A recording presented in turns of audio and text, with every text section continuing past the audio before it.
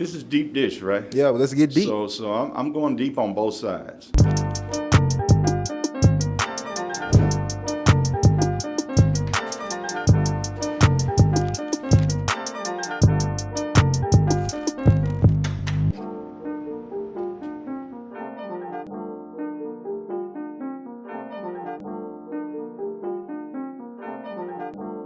What's going on, everybody? I'm your host and creator of Deep Dish Conversations, Jerome Moore, and like always, we have amazing guests. And today we have another amazing guest. We have the CEO of the Nashville Food Project, CJ Sentell, because he always, sending and telling, as he said. Yeah. A special shout out to the Adventure Science Center Nashville for sponsoring this episode. Great. And 312 Pizza. And CJ, dig in at any particular moment in time that you want to eat. It's lunch hour, so okay, have at it. Thank you. But now, thank you for being here. Yeah, thank you for having me, Jerome. Really appreciate it. Hasn't been a year yet. New position, new role. How's everything been going thus far? Wow, yeah, no, it's been a whirlwind. I'll tell you, I started in July, and it has just been hit the ground running, really, truly. And I've just been amazed. This organization has a lot of moving parts and a lot of great, passionate people. And so just getting to know them and getting to know how things work has been a job unto itself. Have you been to Nashville before? Taking the road here? Okay. Yeah. So I've spent about, I grew up in Nashville, grew up in South Nashville. Okay. Went to Tusculum Elementary School. Oh, okay. And, here we go. Hey, yeah. And so spent about the first 10 years of my life in Nashville, and then we moved back to Louisiana, where my family's from. Okay. And then moved back to Nashville to go to graduate school. So I went to elementary school and graduate school in Nashville, and so I've spent about 20 years in the city. So you're like a native then. There you go. Native adjacent. Yeah, that's right. I feel like you have to go to high school here. Like that's the litmus test. Yeah. So many. Where'd you go to high school? Right. Right. That's what I get. Yeah. True. But if you went to middle school, elementary and middle school, and then moved, like it kind of makes you a little bit too. Yeah. And then if you come back here for like grad school, but Nashville has changed so much. It has. It has. And after grad school, I moved to Arkansas, and then we moved back at the beginning of the pandemic. And even in that 5-year period, it's changed so much. Well, I do want to give space. You had just mentioned off air that the founder and former executive director of the Nashville Food Project just passed away. That's right. I just want to hold space for that. Well, thank you. She was an amazing woman, Toulouse Scholar Quinn, and she founded this organization 10 years ago and stepped back from the executive director role mid 2020 due to a cancer diagnosis, and she transitioned into the next world last week, and we've been spending this week really honoring her legacy and her work in our community, and it's an amazing legacy. So let's get into your background, right? Because I know you come from that farmer's background as far as work, and I was in the Peace Corps, right, in Paraguay, and so that was like my first introduction. I did community economic development, but I was in like the rural, urban. I was in the in between, so it was really compo, really farmers and stuff. But we had paved roads, cobblestone roads, right? But it was cows and chickens, so that was my first introduction to like farming, like really like having to survive and off of the land, the wildlife, domesticated animal. Like that was my first introduction, and I like, oh, this is really hard work, and this is not having like the fancy machinery like the John Deere and all. It's not that type of. This is real like like getting your hands dirty, boots, everything like type of like work. So it gave me an appreciation for that type of work and understand the importance of food. And I'm embarrassed to admit, I was 24 at the time. I did not know, this is going to be bad, eggs did not come white. I had no idea. I went to the grocery store, and I was like, wow, these brown eggs, I don't see no white eggs, right? And then it clicked, like, oh, snap, like, yeah, chickens don't hatch white eggs, right? They paint them. And I was like, wow. And so Well, they come in all different colors. Yeah, Actually, yeah. have you ever seen these green and blue eggs with spots on with them and spots stuff. Yeah, on them? yeah. They come in all different colors. Yeah. And yeah, no, that's funny. That's funny that you hear stories like this all the time. And I was like, that city life, you know. City life. City That's life. right. You haven't gotten any backyard chickens yet? Not yet. Not yet. I got to get a backyard. Oh, You know, I okay. gotta First step. First thing, Yeah, I gotta first get a things backyard. first. But yeah, like, what was your inspiration in getting into like food and like that agriculture, that world? Yeah, well, I think to kind of go back a little bit, like, so I grew up, I was born on a nut farm that my grandfather planted in the 1920s, pecan orchard. I've got farmers on both sides of my family, and so I grew up around agriculture, grew up sort of, before moving to Nashville in the country. And so I think that's been a background all along. Okay. Now, I could tell a story about looking, after I got into this work, looking back. So the farm that I grew up on, as I said, was a pecan orchard planted in the 20s.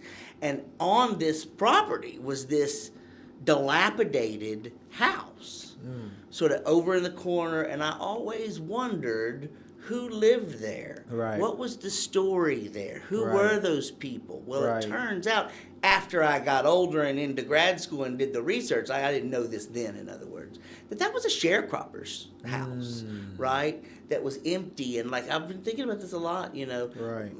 Thinking about that story really does come into play in my later life. So, so moving forward, I was in college in the early 2000s, back when sustainable ag and organic food and local foods was really becoming a thing. And knew I wanted to do something. I was a philosophy major. Okay. So the intersection of philosophy and the liberal arts and agriculture. Right. But it was not until I got to Vanderbilt and Angela Davis came to campus and was doing a seminar, a one-semester seminar on the theories of slavery. Okay? And so I was in this seminar, and in this other group, this food politics group, we were reading all these people in the sustainable ag movement who at the time, and I think this is an important thing to note, at the time was mostly white. Okay. In the 20 years since, 15 years, a lot more people of color have entered this space and are writing about these issues. But Right. at the time, it was fairly white. And so it was like reading Wendell Berry. Have you ever heard of this guy? He's from Kentucky. Reading Wendell Berry and sitting in Angela Davis's classroom. Right. I said, there's an issue here. Right. Right? We're talking about food and we're talking about agriculture and sustainability. And like in this country, and turns out historically, the relationship between agriculture and oppression and exploitation is not coincidental and is in fact very rapid and very tight. Right. And so I ended up writing a dissertation on the intersection of freedom in food and slavery in agriculture. And, I thought the project was going to be mostly about America. Right. But it turns out that the deeper you go, you're like, oh, this is a much bigger issue. This is a much bigger issue. And it leads you all the way back to prehistory. Wow. And like the founding of states. Right. Doesn't really, and this is a simplified story, and it can be, you can get into a lot of different nuances, but the simple story is you don't get economically significant forms of slavery until you have states, and you don't get states until you have agriculture. So there's some sort of relationship between agriculture and exploitation. And the question is, what is that relationship prior to agriculture? Right. You've got people living in relatively egalitarian circumstances. There's always some exceptions.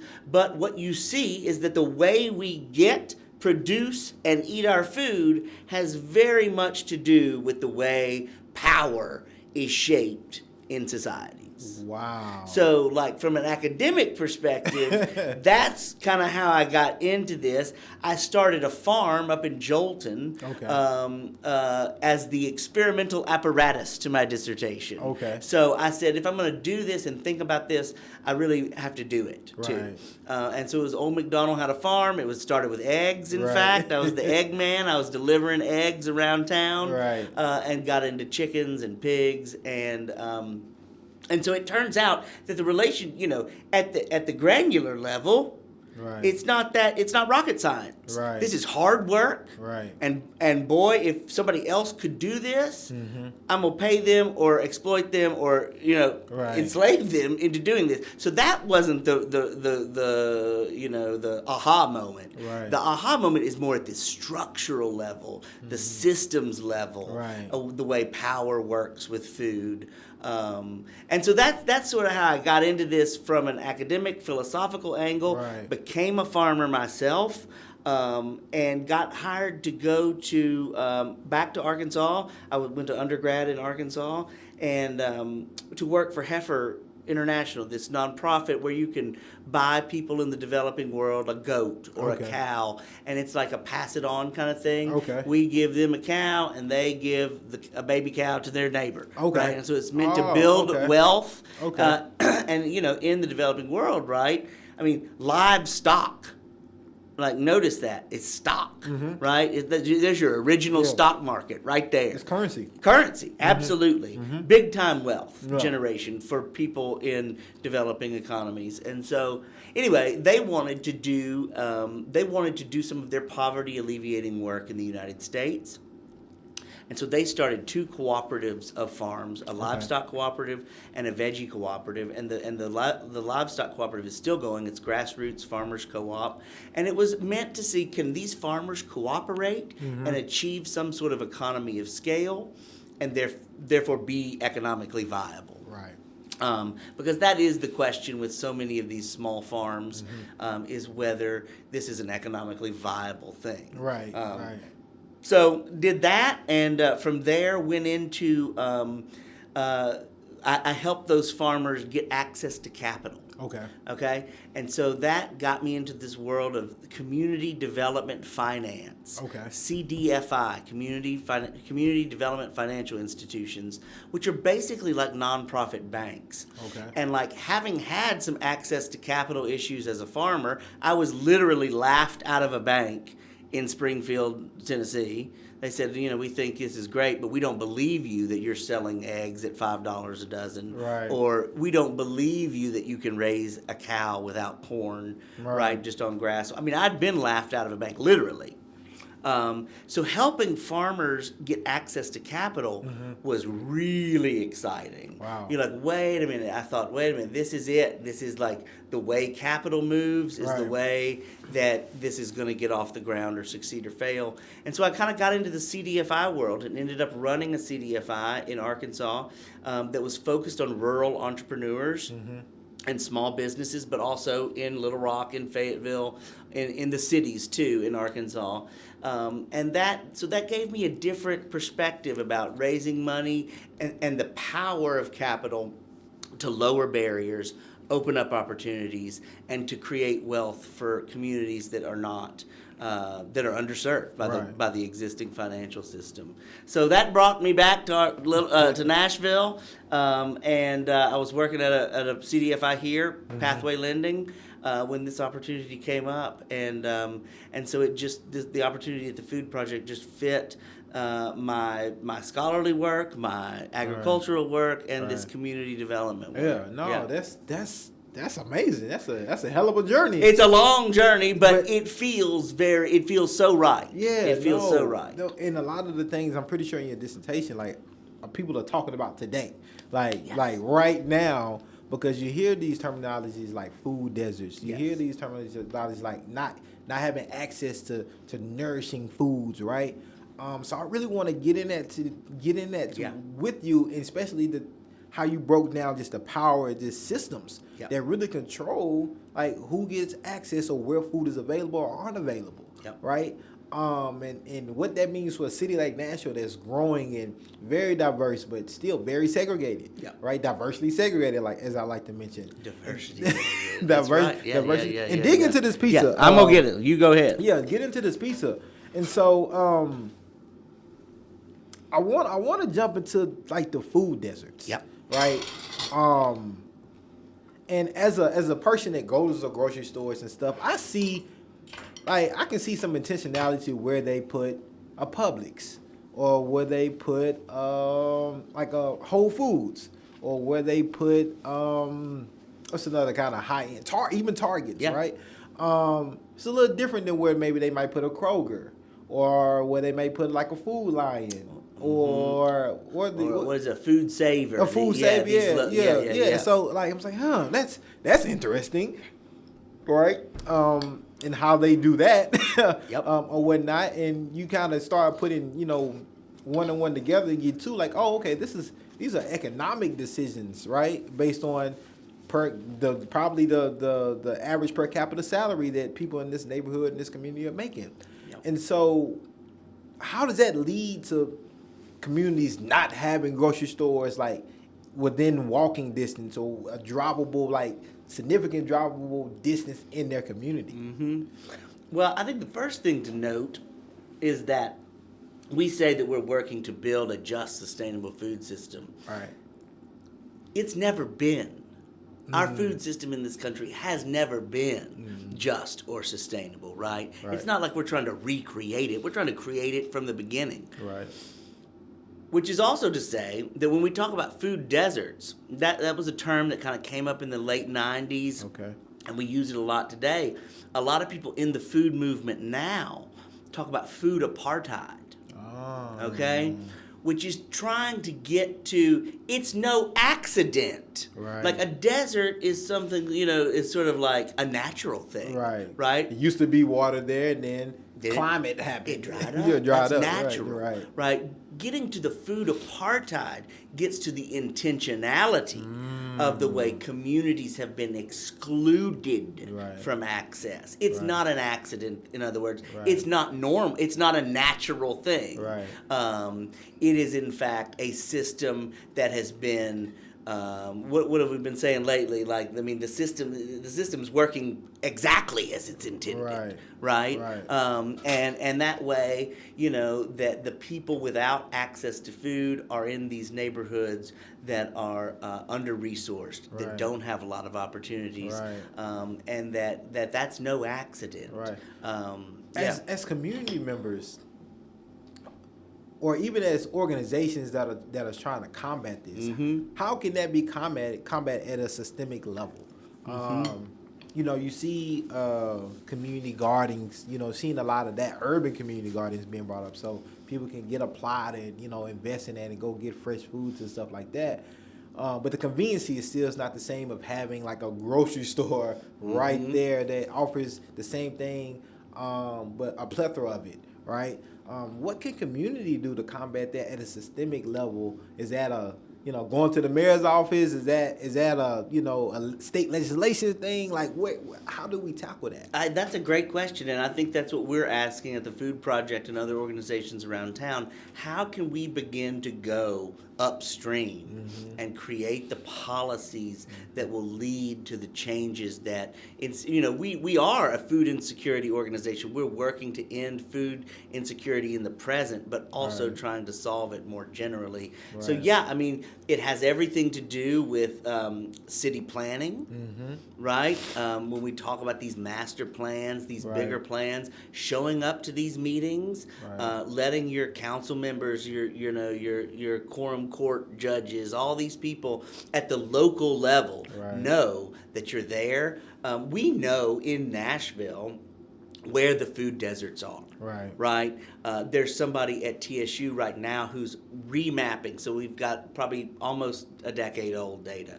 And a decade ago it was in North Nashville, East Nashville, Napier's, and Edge Hill, Okay. right? Were the neighborhoods in town that did not have access to a full-service grocery store. Okay. And so somebody at TSU right now, a class, in fact, is remapping this. Okay. I imagine that I imagine there's not much change. Right. We know that North Nashville is a food desert, Right. a place of food apartheid. Right. And there's been lots of conversations about how to get a market in there, right? Mm-hmm. There's a group in town right now that is coming together to do a consumer-owned grocery store. Okay. Right? So it's they're trying to raise membership, and then Right. they'll get the financing Right. and put it in a place that needs it. Right. But I mean, one thing to note is grocery stores it's a low margin business. Mm-hmm. So it's like to make any money, it's got to be at scale. Right. And so that's why, these companies are looking at the bottom line. Mm-hmm. In a certain sense, they're not, these big grocery chains Right. aren't saying, we don't want to go there because of this community. They said we're not going there because we can't make money. Right. Right? So how do you change the economic structures and the economic incentives Right. to bring fresh food Right. to these neighborhoods Right. and these communities? Right. Hunger. As with our American lenses, right? We tend to view hunger a little differently compared to what's happening here, compared to what we might see on TV, right? Yep. Just from lack of proximity to it, a lot of times, and it might just be, it might look exaggerated to us when we see it on TV. It's like that's not happening here, right? Like you see the babies with the stomach out, Thank right? you, yeah. Man, I some of the crazy stuff I seen is when I lived in the Philippines. It's like I've never a wild story. You see people digging through the trash, right? Here, you know what I'm saying? And you get it out. They usually take it with them, right? Yep. But I seen this Filipino man digging through a trash, and it wasn't like our fancy steel trash. It was like an old school trash bin, right? With just the trash can itself needed to be thrown out, basically, right? He was digging through the trash and eating it right there, like as it was a buffet, like just. I was like, and I've seen some stuff, but he's just really, it is that bad. Like poverty and just hunger is that bad for him, right? And so, but we know that exists here, but it just doesn't look like in our daily lives, right? When we think about hunger, and we have these billionaires and trillionaires and millionaires, right? But there's still people going without food every single day, right? And I think the pandemic highlighted a lot of that, especially within our own educational system, of how many kids really depended on that lunch, that breakfast that they got from the school. What is ending hunger look like for the United States specifically, right? And what does hunger look like in Nashville or the people that don't have a food? Yeah, no, I think that's a great place to begin in thinking about hunger is that, 1 in 7 Nashvillians does not have enough food on a regular basis. Okay, so food insecurity is the term that got taken over from hunger, right, in our federal lexicon, so to speak, and it is trying to measure a person is food insecure if they did not know where their next meal was coming from within a certain amount of time. I think it's like 6 months or something like that. Okay. So 1 in 7 Nashvillians are experiencing that, okay? Wow. The overwhelming majority of those are children and seniors. Wow. Okay? About 57% of those people are children and seniors. And so to think about that, and I love the story from the Philippines because it highlights that. We think of hunger as these babies in Ethiopia or in the Philippines with these distended bellies. That's malnutrition. Right. Okay? Hunger in America looks different. It looks like skipping meals. Right. It looks like getting the bulk of your calories if you're a school kid at school and kind of coasting through the night to the next morning, right? So hunger looks different in this country, and until you're keyed into that, you're not going to see it, right? I mean, and so, one of the things that Toulouse used to say is that all the food in the world isn't going to solve hunger. Right? Because in this country, we are throwing away 40% of the food that is made. 40% of the food that is made, grown from the fields, baked in the ovens, is going into the trash. Wow. Okay? So it's not as if there's not enough food. Right. There's plenty of food. Right. It's just not getting to the people who need it. And how do we get to that point? Right? How do we get that access? 40%? 40%.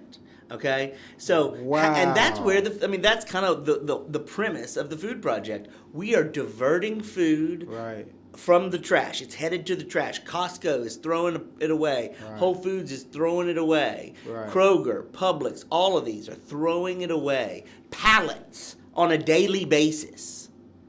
Because the grapes are kind of a little too old on the edges. Something's, outdated, right? And so they're just throwing it away. So we divert that and make it into hot, ready-to-eat, nutritious meals that we deliver to 50 nonprofits around town. We're making 5,000 meals a week, and we're not even using all the food. Right. We're not even using all the food that's being thrown away. Okay, so if I'm a family, I'm a community member with a family, and I realize Costco, Kroger, all these places throwing away their food.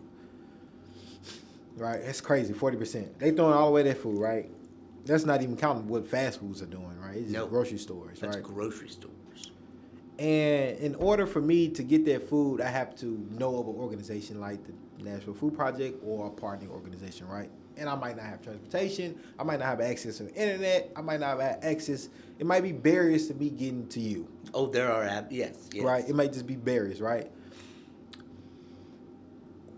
I might say, well, let me just go to Kroger's that's up the street from me and say, hey, I know y'all throwing away 40%. Is there something that you can give me? Why is that not possible? Well, first of all, in lots of places, and I don't want to speak exactly on Nashville because I don't know the precise law, but in many places it is illegal for them to give you that food. Wow. Illegal. There are laws that prevent people from these organizations giving the food away. And so, I should be more up to date on the policy in Nashville. I mean, I know it's not illegal, but we have a lot of logistics. And, we have to work very carefully with these partners because it is more work for them to put it on pallets and for us to come pick it up. It's less work for them to just dump it in the dumpster. Right. Okay? But have you ever been dumpster diving? Do you know dumpster diving? Yeah, dumpster diving is a thing, right? Yeah, I've been fortunate enough to not have to do it. But they put padlocks on dumpsters to prevent people from getting perfectly good food out of the trash. So, and they'll say it's about liability. That's what they'll say. It's about liability. We can't give you they can't give you that yogurt because it might make you sick, right? And so they say it's a lot about liability, but really it's about the bottom line and wanting to keep you buying the food rather than just give me a waiver then. I'm pretty sure. And so when we talk about the food waste problem, we're talking about building policies, creating policies that incentivize and encourage grocery stores, restaurants, but mainly it's grocery stores. To create, we've talked a lot about what if we could get all that food and take it to a free store, and create a place where, and it's called The Store. They're not doing this from a food waste perspective in Nashville, but it's for food insecure people that can go have a shopping experience, but it's all free. So when we, that's one policy. How can, it's a logistics heavy enterprise. We have one guy that we pay full-time salary who drives around 5 days a week this city picking up food before it goes into the garbage. Okay? And that, if you think about it, that's it's hard to scale that. Right. You just have to hire more people and have more trucks driving all around town. Right. And so how could we build an infrastructure in this city where the stores are doing this in some different way, where they're organizing it and maybe we help get them to a location. Right.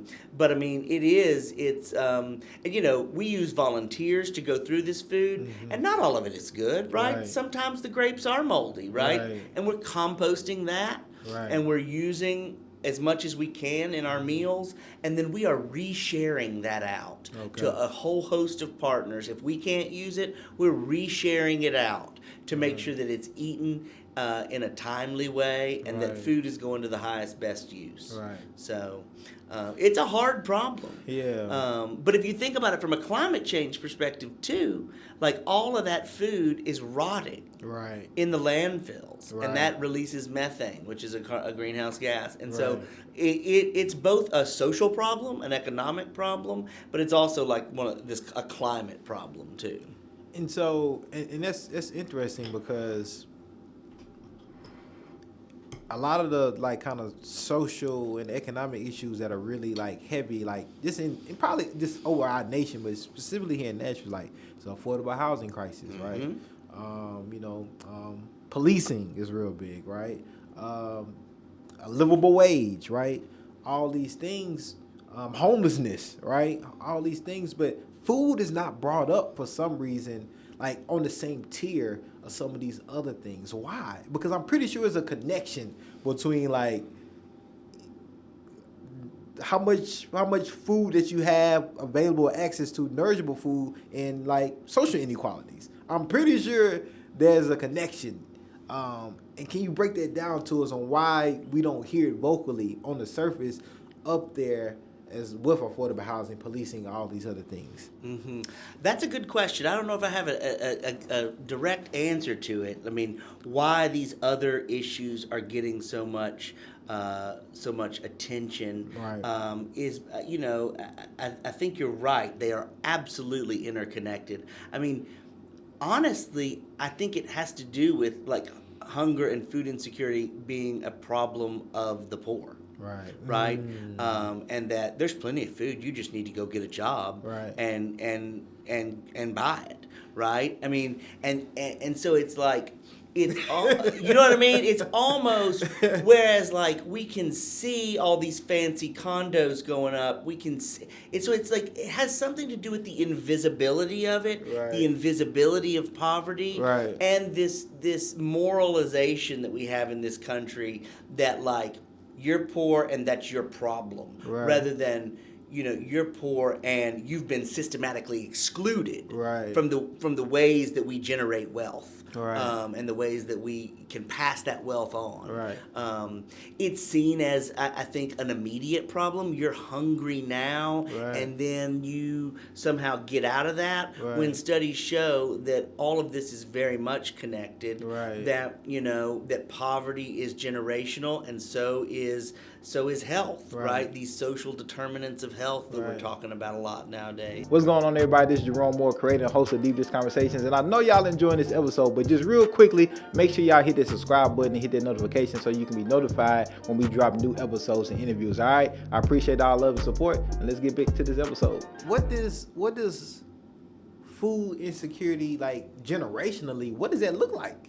Like, yeah, what does that look? Because I know it, like, I never thought about that. Just personally, like, dang, a generation of a household can be scarce of food. Yeah, I think that's right. I mean, it's crazy. It is crazy. But I mean, I think that because all of these issues are interconnected, that they're not able to be peeled off. That you grow up in a family or in a community where food is scarce, where there's not or more likely healthy food is scarce. That's a distinction we really haven't talked about yet. Like, you can get cheap food.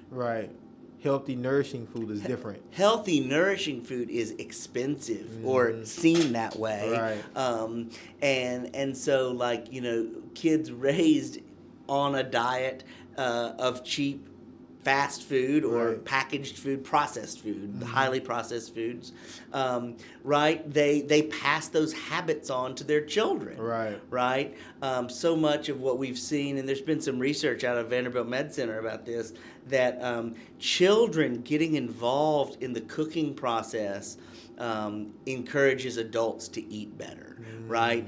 And if you think about this, I don't know who taught you to cook, but my grandmother is who taught me how to cook. Yeah. And it's a family thing. Right. And so kids we're losing that knowledge, right? Right. And so reintroducing that knowledge of how to cook greens, how to Right. cook squash, how to Right. cook squash 5 different ways. Because Right. when you've got squash, you've got a lot of squash. Identifying what a squash looks like. That's right. That's right. Right. And so people that are used to cooking and are into food forget Right. that this knowledge of how to prepare healthy, nutritious food is a skill that's learned. And so, like, not only this intergenerational thing is about. Right. About learning, teaching and learning. It's about access to resources. Right. It's about access to the right kinds of food. Right. Yeah. So before I get to the next time, you made me think about something about hunger, right? When I go to a grocery store or any store I'm buying something, I think just Walgreens, I think, actually. I just ran into it this morning. They are always asking me donations, right? And it's always these donations are going somewhere outside the United States or to combat hunger outside of the United States. And you just made me think about, like, why is it never like to combat the hunger that's happening in our own communities? Like why is that not a thing? Instead of automatically thinking of feeding that child that's in Ethiopia, like you just made me think about that right now. And I just read this statistic last week, and I wish I'm gonna get it close. Okay, the irony is, in the last 20 years, we have made more progress on hunger, in global hunger, right? Solving that problem. In the United States, hunger insecurity, food insecurity has gotten worse. So we've moved the needle globally, which is about getting calories to people who are experiencing famine or chronic malnutrition. But in the United States, food insecurity has gone up at the same time as rates of obesity have gone up. So, I mean, we're simultaneously getting, more food insecure and more unhealthy. That's crazy. And that dynamic is crazy. Yeah, that's wild. And so I want to kind of get into that nourishing and healthy foods, right? Yes. And kind of for communities who don't, it's expensive. Absolutely. I would say Publix is expensive. I love their fruit bowls, but that shit is expensive.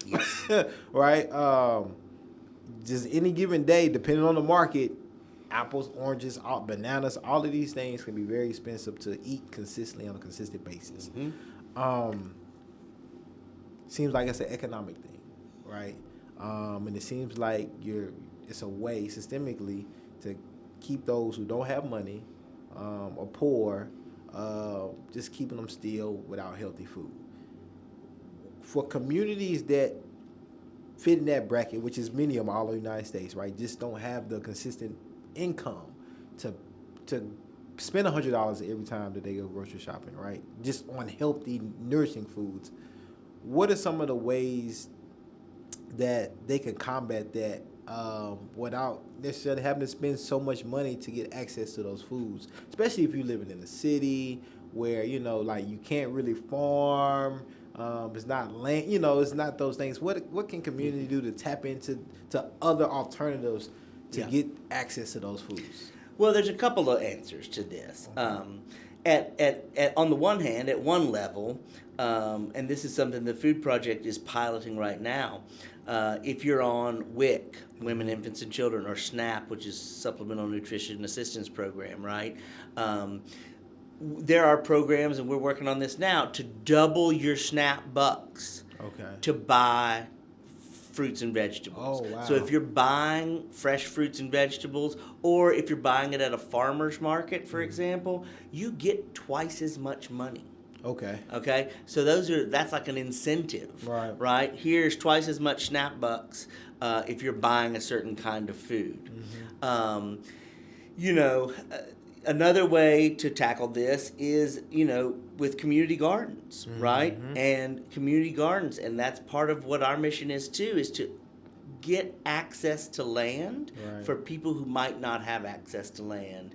And you would be amazed in a climate like Nashville, how long you can grow veggies outside. And like one garden in your backyard, I mean, again, if your grandmother had one of these, but like a backyard garden can be very, very productive. And extend the life. And so a pack of seeds will get you enough vegetables for 6 or 8 months.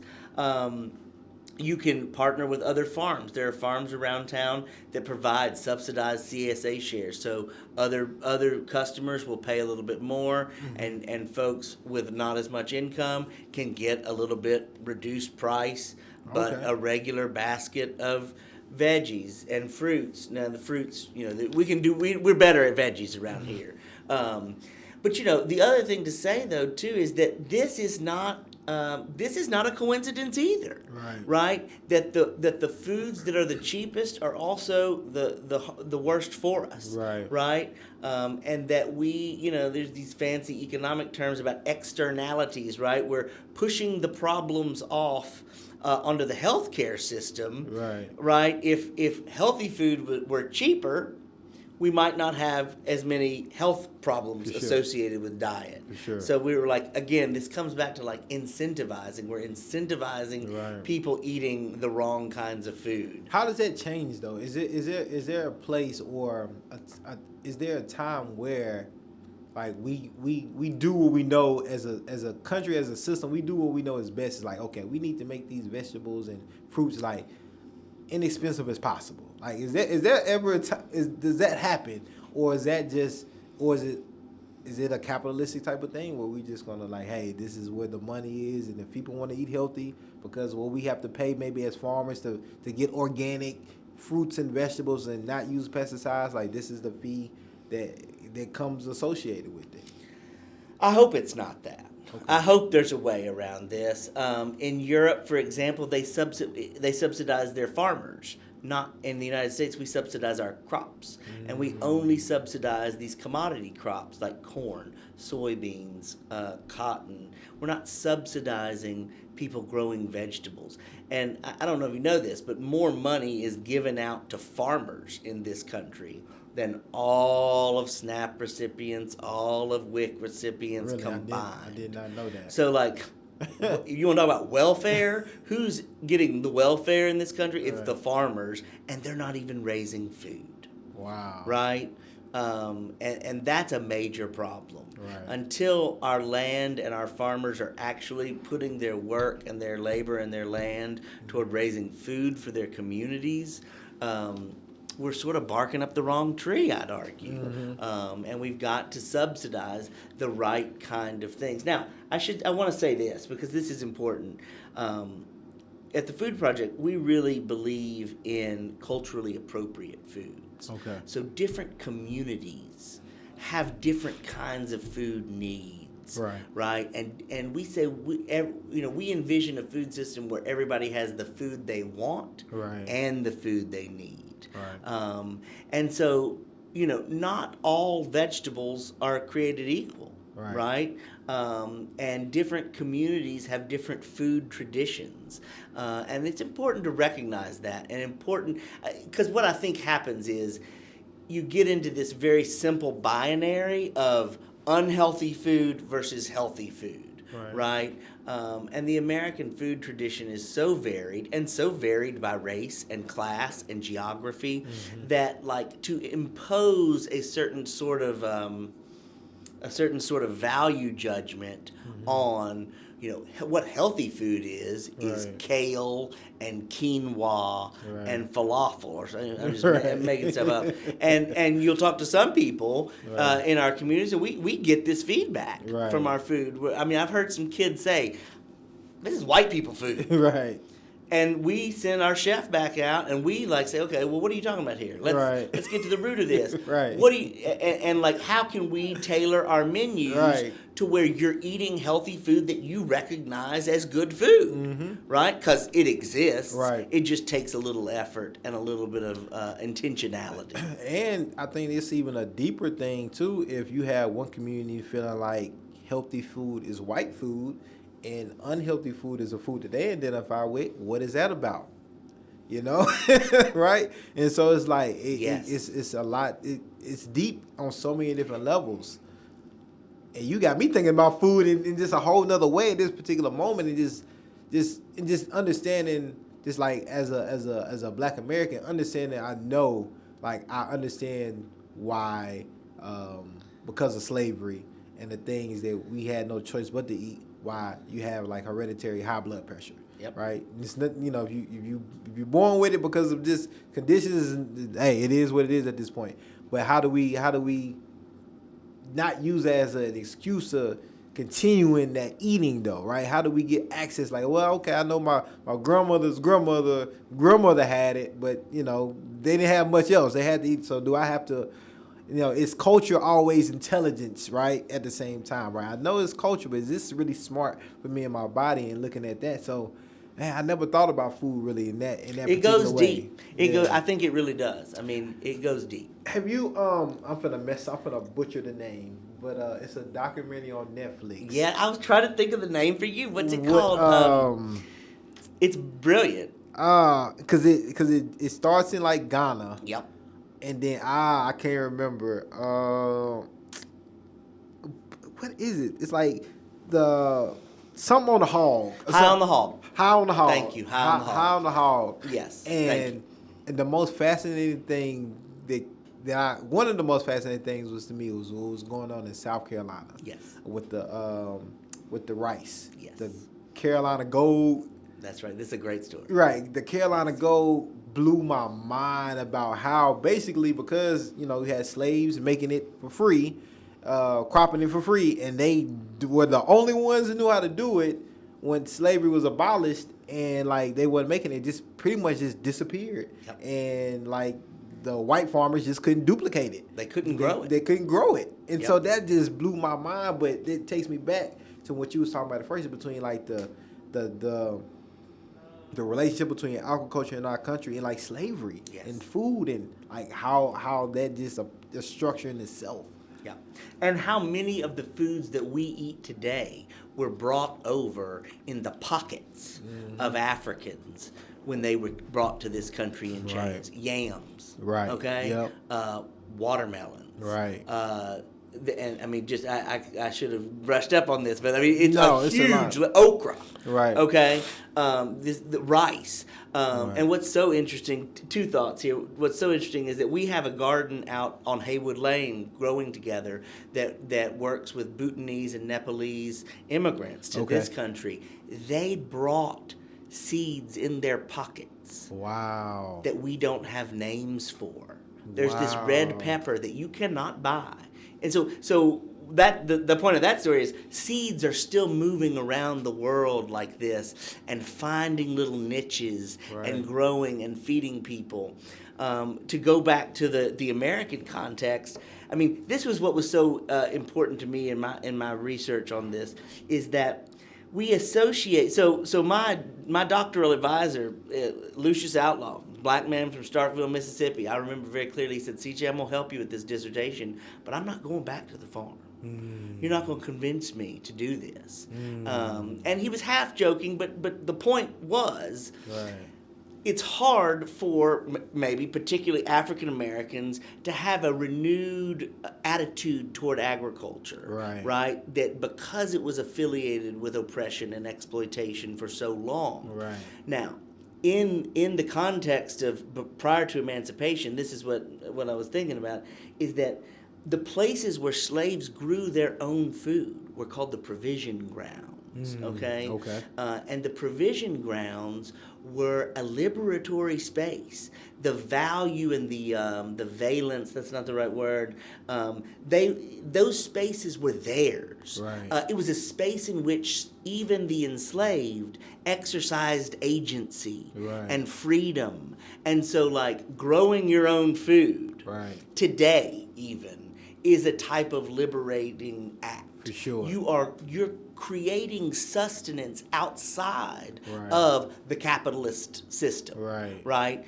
And that undermines it. That's a space of freedom. Right. And so, I mean, I just say that because it's not simple. Right. It's very complex. So Right. even while you're literally slaving away in the master's fields, Right. you have your own field Right.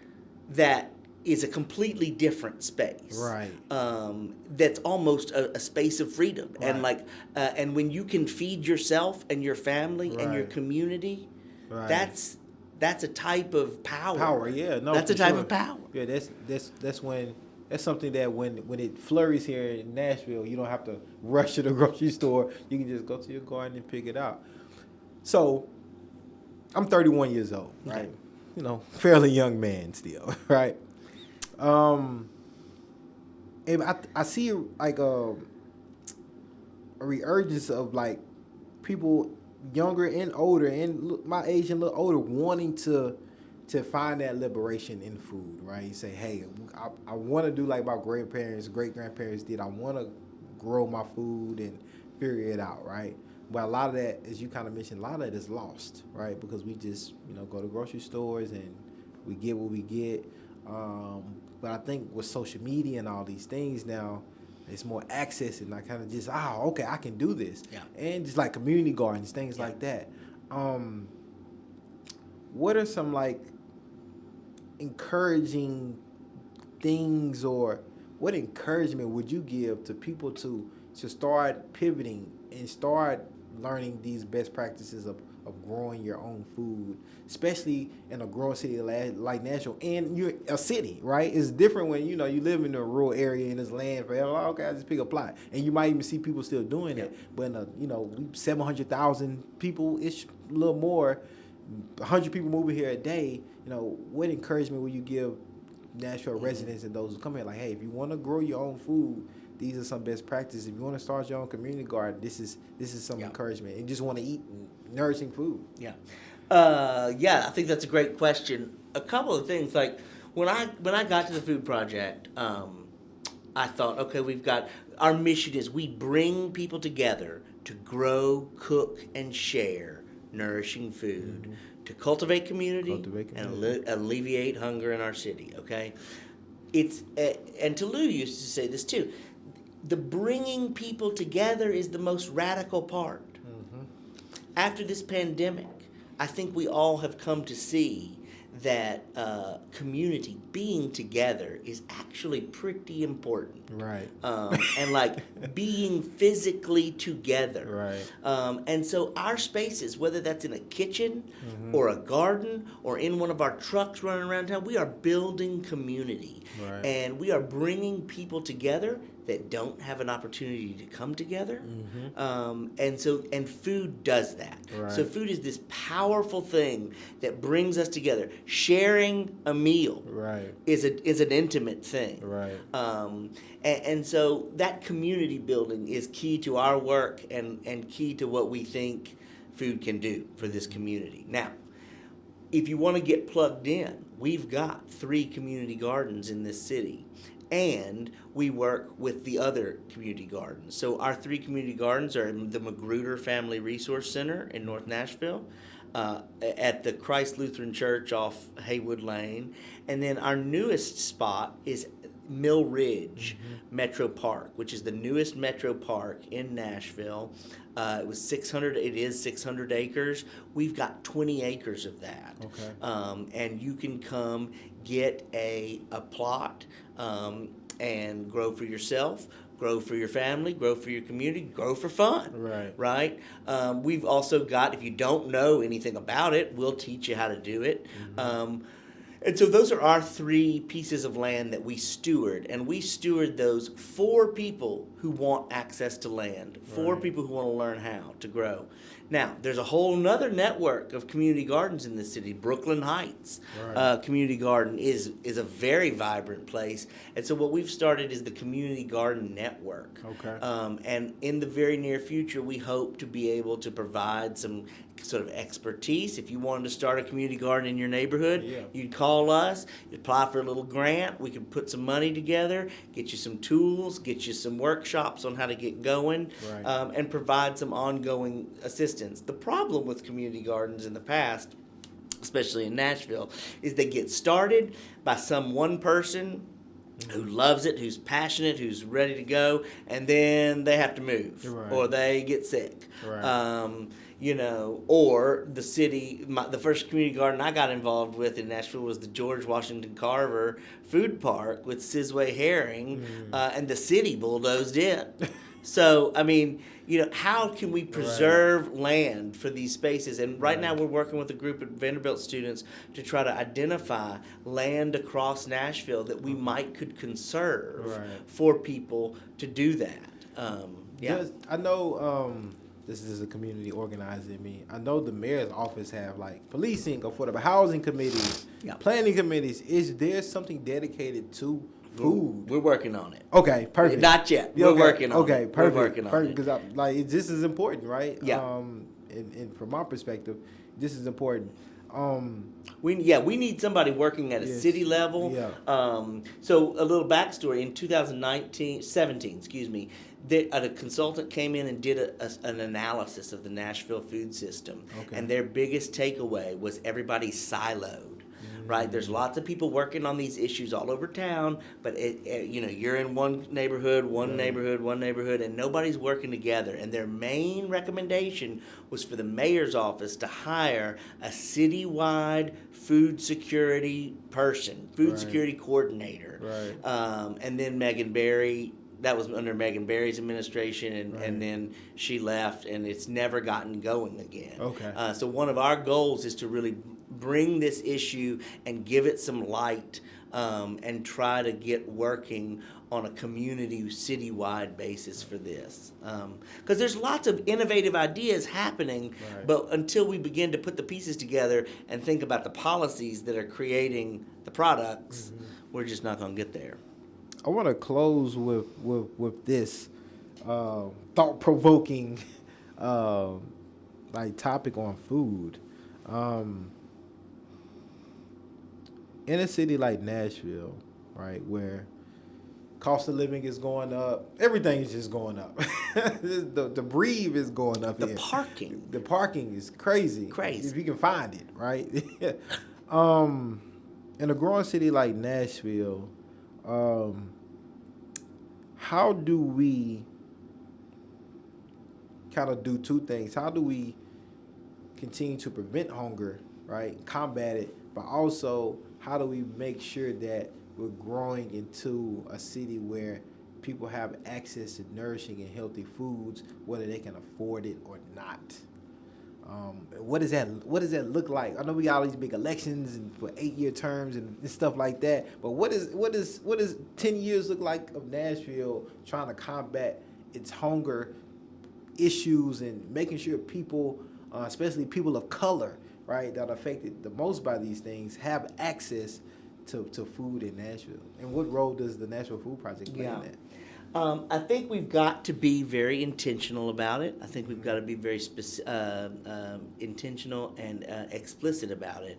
And we have to start building into these development plans food, and not just high-end restaurants, right? Affordable, healthy food. Somebody's going to have to pay for that. And there is plenty of money to pay for that. It's this scarcity mindset that there's not enough. There's not enough. There's plenty of food. There's plenty of food, and what we've got to do is place that put our I mean, we say we value it, but Right. let's put the money behind it to value it, right? And so we've got to be intentional about finding where the food needs to go, and creating the policies and the incentives and the funds to do that, right? I think we've got to think about transportation, because like these issues are not separate. Right. Affordable housing is connected to transportation, is connected to food security, is connected to health, community health.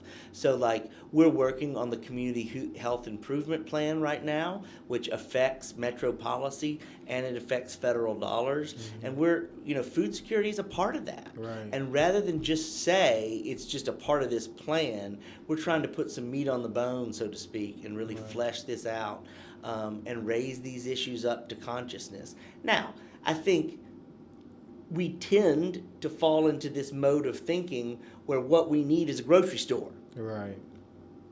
Maybe we don't. There's been a project in DC. It's called I think it's called Green Markets or something, where they go into convenience stores. So convenience stores are on lots of corners. Well, what if they actually started carrying fresh veggies and accepting SNAP benefits? And so how can we lower the barriers? I'm a big proponent of taking it to meeting people where they are. Right. So like you cannot expect a family a single mother to have to get on a bus and ride 30 minutes to the nearest grocery store to do a week's worth of shopping and ride back with her. You know what I mean? Right. You just can't. You got to take the food to the people.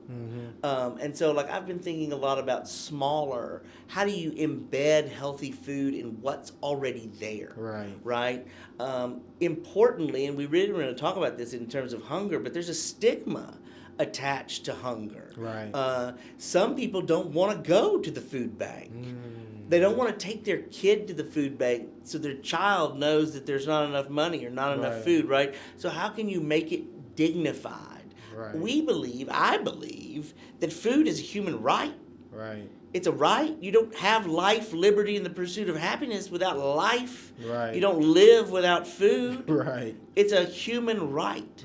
And so we've got to figure out a way to lower these barriers, take the food to the people, take the food that's going to the trash and getting it to the people who need it. 40%. That's 40%. Still mind-boggling. So we've just got to think outside the box. We've got to have real leaders at the table. We've got to make it economically viable. I mean, I'm a big, I came from this small business, community development mindset. And what I learned there is that people have got to make a living. If they're not making a living, we're all just sort of like wasting our time. People have got to make whether they're, it's a food truck or a barber shop. If it's not economically viable, we're not really talking about. I mean, you're talking about charity, and charity is not really what's going to solve this problem. Not sustainable.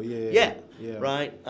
So the food project. I mean, I'm trying to encourage us to think about the economic realities of this. How do you make a viable business out of putting, and we've talked about this, putting healthy food on a school bus and taking it. We saw this in the pandemic, and taking it into the neighborhoods where it's needed, and you have a little pop-up grocery store. You mentioned something that I want to give you a chance to elaborate on. I want to get a better understanding. So what does policy look like in combating this? I'm familiar with all type of policy, but I'm not familiar with food policy and creating equitable food policy, that's going to benefit everybody on a just and equitable level. What does that look like? What does that sound like? What are some of those policies? That's a great question. That is a great question. That is the $64,000 question.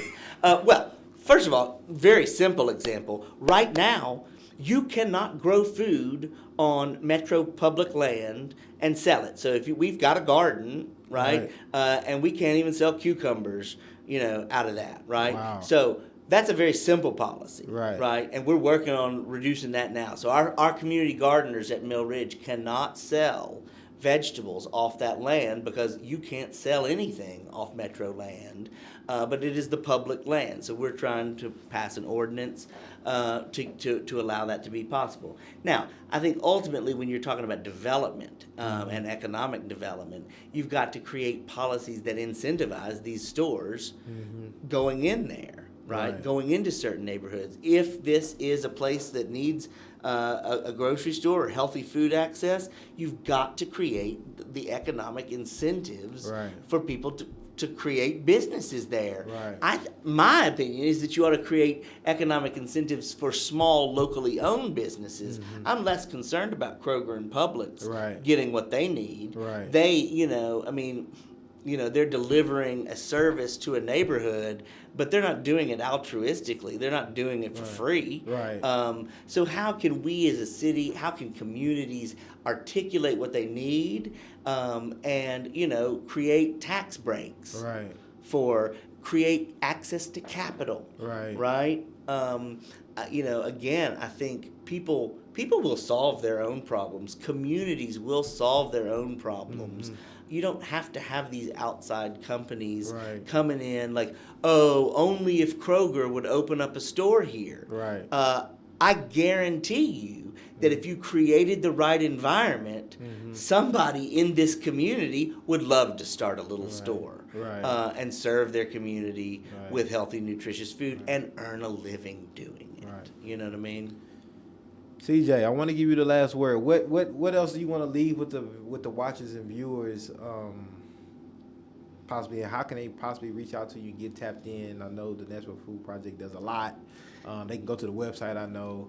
Go to the website. So we've got opportunities for volunteering. If you want to volunteer your time, you can volunteer in the kitchens. You can volunteer in the gardens. If you're interested in gardening, we've got gardening space available. It's that time of season where everybody's getting itchy to get outside and get their hands in the dirt. So we have a little application process, and maybe like it's a $20, $25 thing to get a garden plot at one of the gardens. Reach out. We're going to have, now that the pandemic is, knock on wood, waning, we're hoping to get and have some more events in the community, raise awareness about some of these issues as we, as we move forward. We are thinking about access to food and food justice. As racial justice, as economic justice. And so we are going to be going through a process about our visioning and how we can move the ball forward in this city, not just in the present, but in the long term too, because like all the food in the world is not going to solve hunger. We've got to rebuild a food system that feeds people in a just and equitable way. And so we're just working the best we can with that, and would love to hear from different communities. If you have an idea, let us know, because we would love to support it. Well, CJ, I appreciate you. You gotta. We can't waste 40% of this. No, pizza. we're not gonna waste this pizza. We're not gonna waste. And so, I appreciate your time, and it's been a pleasure meeting you and get to learn a little more about your background. And thank you. I really appreciate amazing. it. Yeah. To the viewers and watchers, thank you all again. Thank you all to the for just tuning in. Thank you to our sponsor for this episode, the Venture Science Center. Check out all the other amazing episodes that we have this season. And again, CJ, thank you. Thank you, Jerome. Until next time. All right.